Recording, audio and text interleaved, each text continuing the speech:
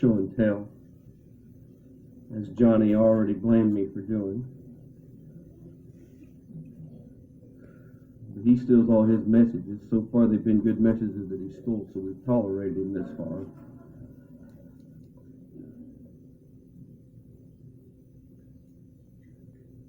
I've always had a deep interest. Those of you that don't recognize this is the RMS Titanic. I've always had a deep interest in this ever since I was a child. And last week when I asked Sister Janet to sing Harvard and Jesus, it had nothing to do with that. In fact, I was pursuing another avenue to bring a message on. And a couple nights ago, it came to me that what I was supposed to do. And I'm going to share something with you, a few facts. Like I said, this is not a history lesson, and I'm going to try and tie all of this around to where it'll be a sermon. But as I've studied and learned about some of the events that took place concerning this, I've seen a very fascinating parallel to our lives today. I'm going to preach to you tonight about a voyage to eternity.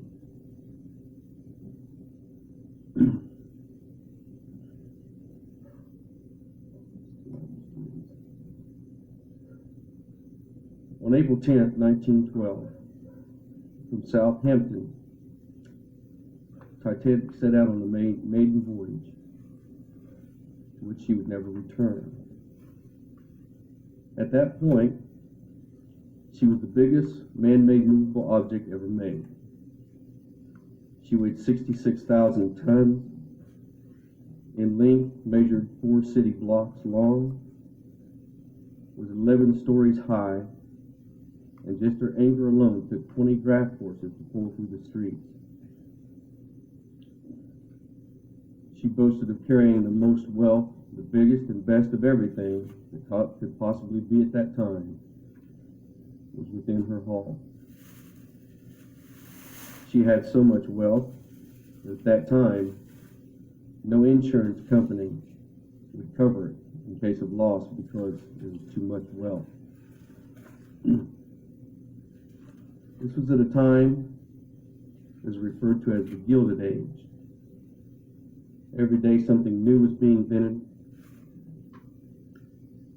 The people boasted of wealth.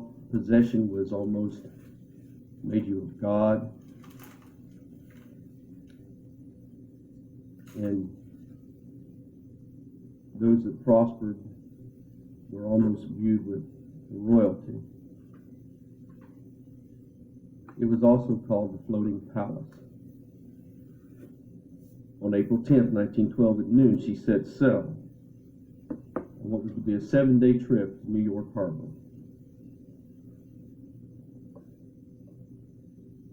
Above her immeasurable wealth in just items alone was that item which is more priceless than gold, was human cargo. She had 2,228 passengers, first, second, third class, sectioned off cargo hold below, which held mostly Irish immigrants. These sections were locked off so that the more undesirables were not allowed to mingle with the first class, which I find so true today. We have cliques and codes that we demand, whether we voice them or not, of other people. And if they don't measure up, we just simply don't include them. As she left the Southampton harbor, one employee of the shipping line was quoted as saying that even God himself couldn't sink her. I would like you, as I try to bring this to you tonight, to visualize this as we go. There are photos of passengers waving from her decks to friends and family on the docks. These photos remind you that they're just poised in destiny. She set course for New York, and the people just stood on the shores and just were amazed at her greatness and her beauty, and watched her as the ship got smaller and smaller and smaller until it was out of sight as it was sailing away. It was not to be seen again by human eyes for 74 years, until a scientist by the name of Robert Ballard found her. And on this cruise, there was all kinds of drinking, gambling, ballroom dancing, all kinds of frivolous. Caution was tossed to the wind. You couldn't find God on the Titanic at this time. He was nowhere to be found. How soon they'd meet him face to face. When they sailed, blind to their fate.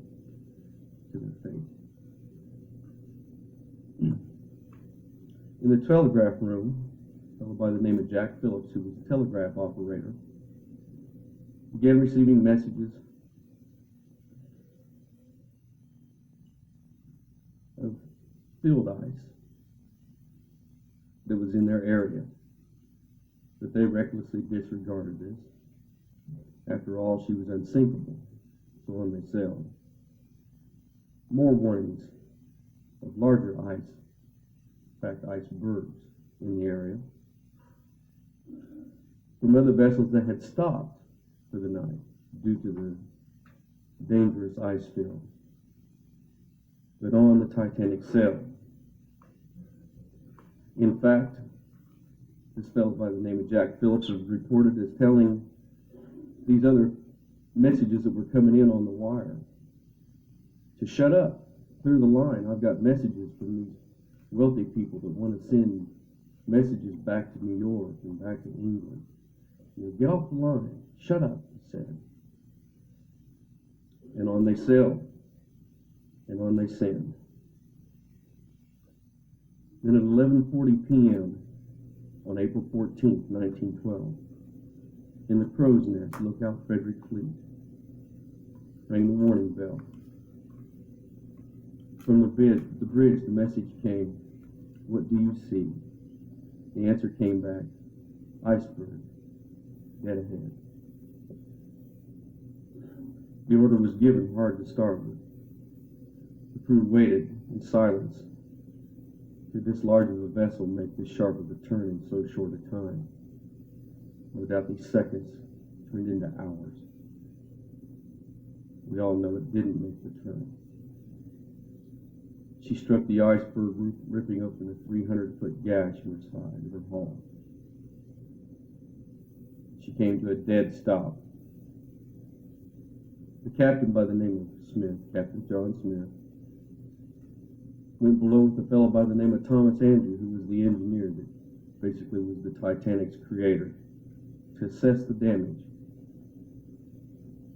They found that the damage was too vast, and they were in horror to find that this floating palace, in so short a time, it turned into a floating coffin. This palace that took an army of workers of over 3,000 men over 2 years to build would sink in just a little over 2 hours. Senseless messages ceased from the telegraph office.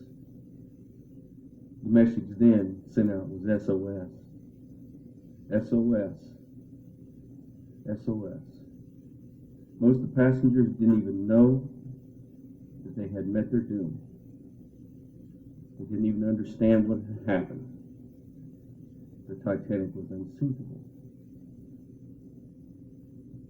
Even on the decks, snowball fights and ice hockey were being played with the very fragments of the very iceberg that had toward the ship. Still, the sin went on, the drinking, the gambling, frivolous living, they failed to see the danger.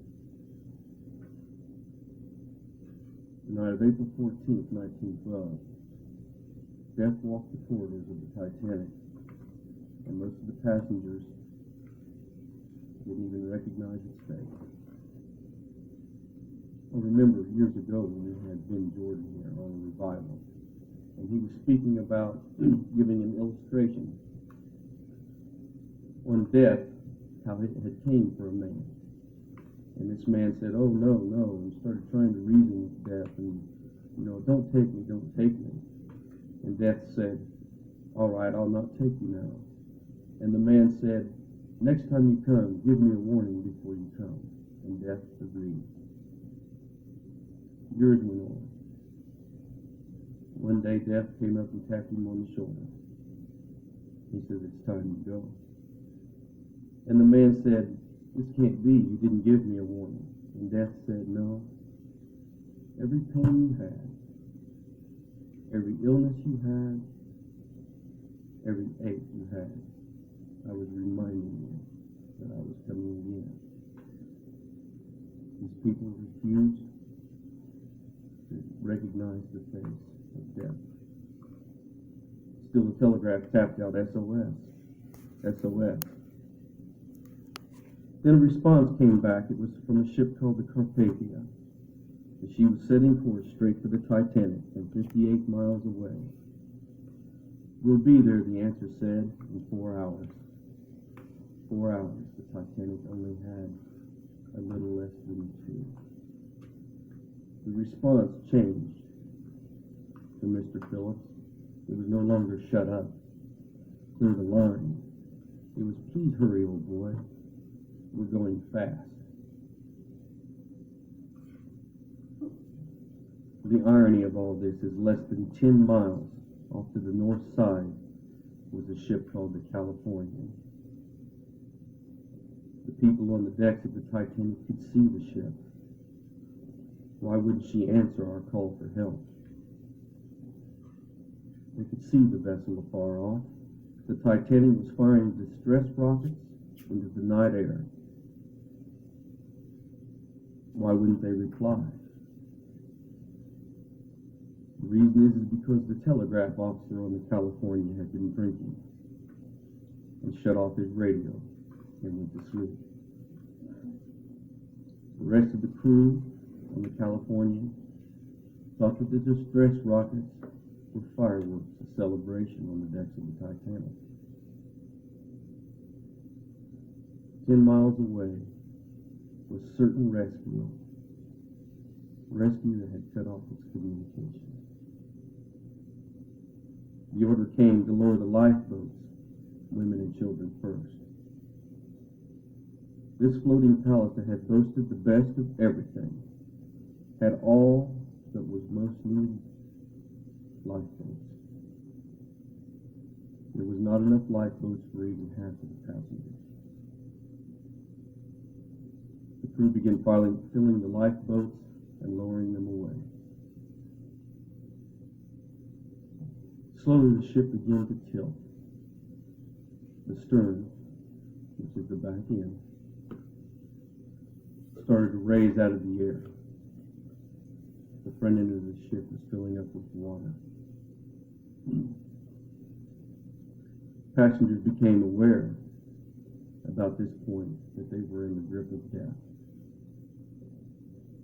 These were everyday people like you and I.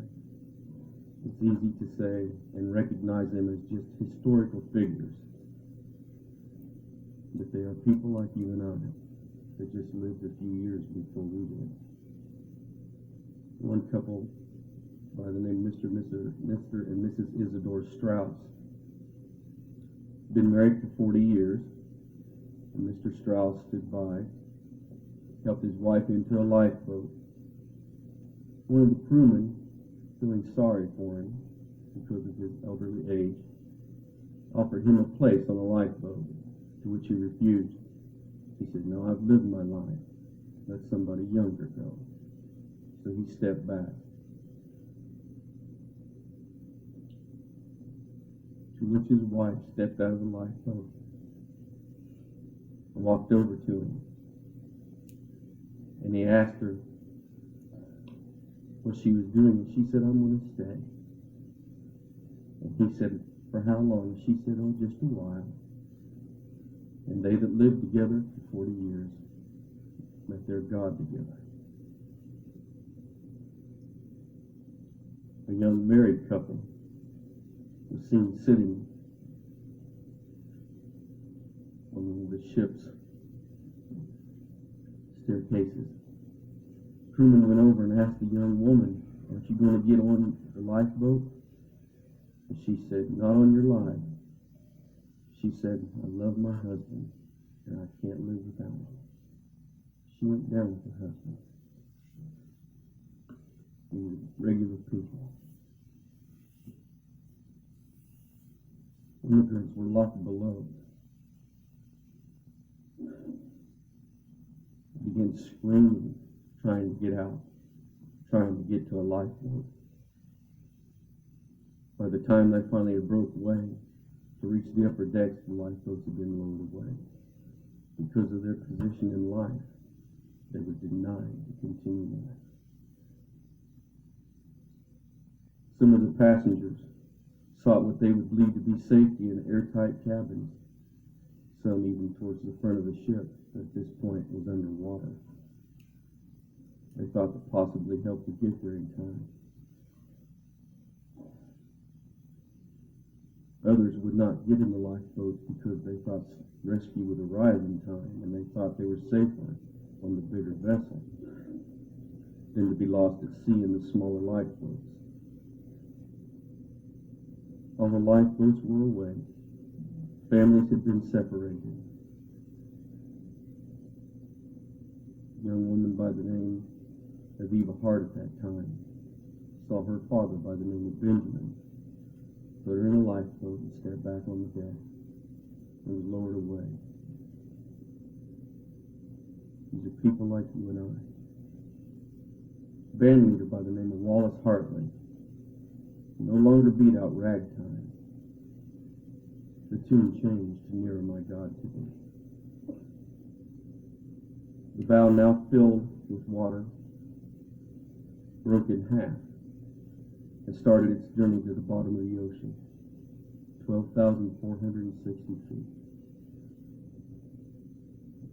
Dr. Ballard, in going down to research the Titanic, the vessel dropped just by gravity alone, took 2.5 hours to make that descent. The people that had sought safety in what they thought to be airtight cabins rode this vessel to the bottom. There's no way they could get out. The water pressure at that depth is 6,500 pounds per square inch, which illustrated was said as if a human being was pressed between two sheets of steel and then ran over by a locomotive. There they sat on the bottom of the ocean floor in pitch blackness and waited for the lapse of oxygen. And as this ship, the front end, spilled towards the ocean, all of these possessions that were immeasurable and uninsurable, that these people had put so much value on, dumped out of the bow section, and now is nothing more than litter on the ocean floor. Its possessions turned into trash. The stern, the back end, still remained afloat for a few moments and bobbed around. Hundreds and hundreds of people that had moved their way towards that end were hanging on to the railing. Chaos had begun. The stern started to make its descent to the bottom of the ocean. At that time, Captain Smith's last order was given. It was all that could be done has been done. Now it's every man for himself. Panic grasped the people. Many at that point dove into the ocean. Others held on to the railing and rode the stern to the deck. She was gone. Reports of the survivors stated that hundreds and hundreds of people were in the freezing water, trying to save their lives by fighting to gain access to the lifeboats, struggling to stay afloat. Screams filled the night air of terror and agony. Bodies were floating everywhere, some from drowning, others from the depth of hitting the ocean floor too hard from 11 stories, others from debris that had fallen from the ship. There was an actor by the name of John Jacob Astor that had managed to survive the fall to the ocean, but one of the funnels broke off and hit him and killed him. These funnels are big enough to drive 2 locomotives through at the same time. Amongst those in the chilly sea was a fellow by the name of Reverend John Harper, who went spending the last few moments and ounces of strength that he had swimming from person to person, saving people, winning people to Christ, seconds before they would meet him face to face. She had set sail 4 days earlier with 2,228 people. Now only 705 remain.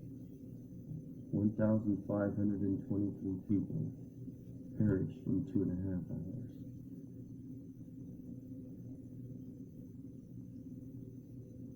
Restless hours passed by in the New York harbor. People were awaiting word of what had happened. The Carpathia arrived, picked up the survivors, and set sail. On the 18th of April, in the evening, the Carpathia slowly pulled into port with only 13 lifeboats to proclaim the remains of this floating palace. It turned out to be nothing more than false assurance and vanity. Families and loved ones lined the docks, praying for a glimpse of that loved one that was expected to arrive.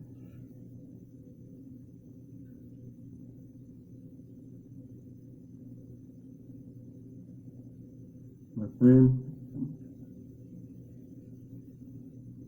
when first your life began, which we believe is at conception, you started your voyage. With each passing day, you journey farther along as you try to reach your appointed port.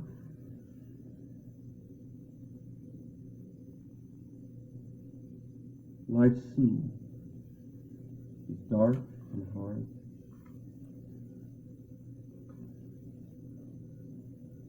As Frederick Fleet was peering into the night and saw iceberg dead ahead,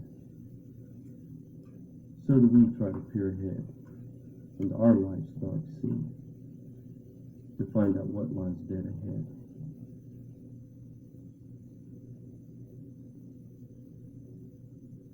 We found that the Bible says in Hebrews 9:27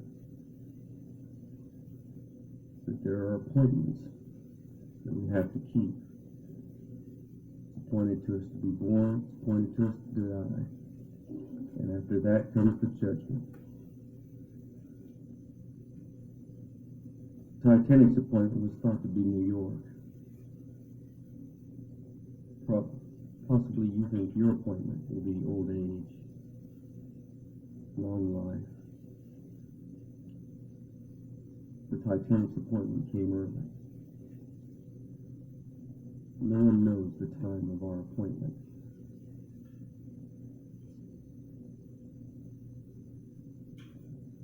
The Titanic's human cargo was sectioned off by class. But as she met her death, we found that the cargo all was of equal value.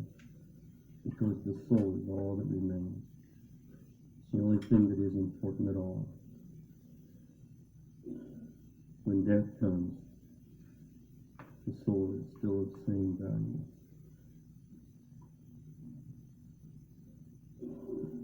I'd like to ask our song leader and musicians to head up. The passengers didn't know what was happening. They refused the warnings. Warning after warning, they refused.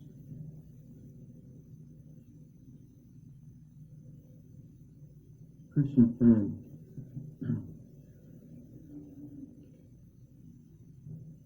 it's sometimes hard for us. We have loved ones that are out in sin, but we have to still keep sending out the warnings. We can't cut off our communication. We can't go to sleep. We see people that seem to be doing okay. They seem to be living their life and enjoying. But these are just what might look to be celebration, but they are distress rockets.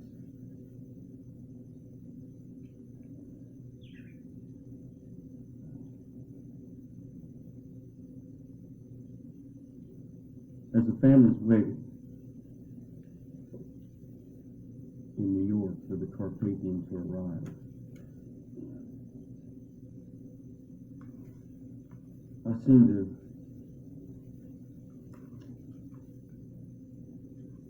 get a picture, in a sense, of what it would be like in heaven when the old ship of Zion arrives. We all have loved ones over there that'll be waiting to see us. Hopefully we'll not be on the casualty list.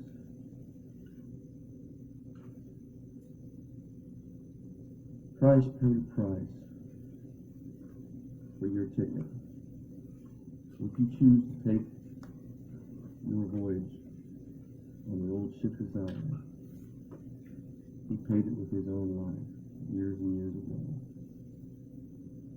But the choice has got to be yours. Just as no one was forced to step into the lifeboat, no one forces you to turn your life over to Christ.